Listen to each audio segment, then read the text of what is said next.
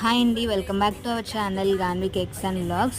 ఈరోజు నేను చూపించబోయే కేక్ వచ్చేసరికి 1.5 kg పైనాపిల్ కేక్ అండి.